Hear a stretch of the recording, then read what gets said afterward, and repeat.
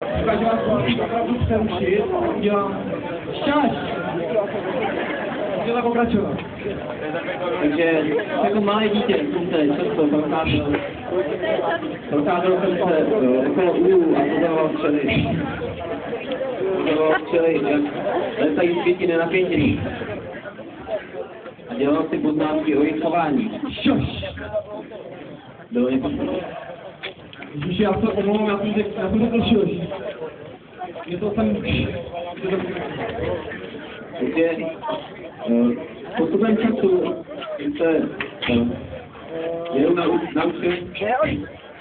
naučil jsem se milovat ty malé dvorečky. Řekl bych, že neznamenala uspořádání jejich života.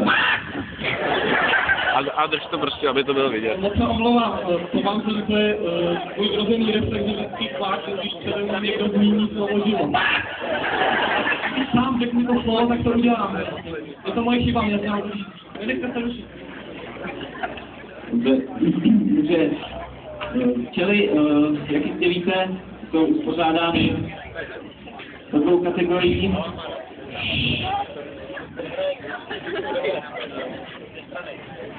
Královna a dělnice. Co se týče dělnic, tak délka jejich života je velice. Prostě se dodívají jednoho roku. Naproti tomu královna má o mnoho delší. A jo, ale prosím, že to se vás svou život. Ale nechystám.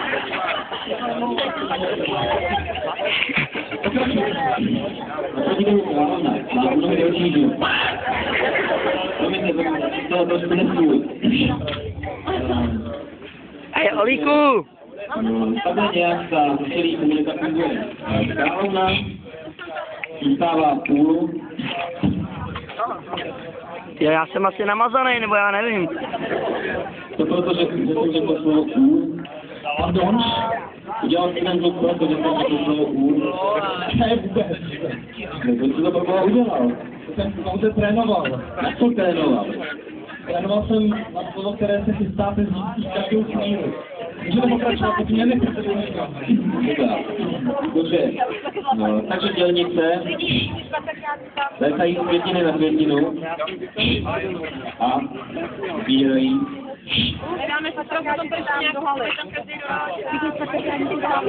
Pil. A. Pil. Pil. To je ta největší úchylka, jakou jsem viděl za celý svůj život. Pokaždý, když řeknu slovo pil, úl nebo život, máte nějakou úchylku. Jak jste pro Boha mohl dostat tohle zaměstnání?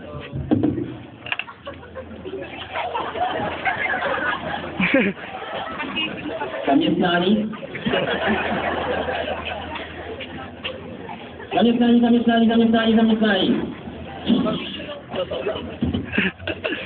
Tak je dobrý.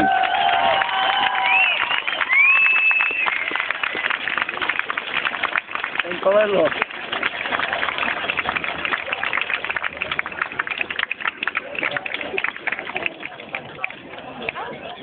Víc peněz! Hej, Olíku, už to chcíplo, mám to vypnout?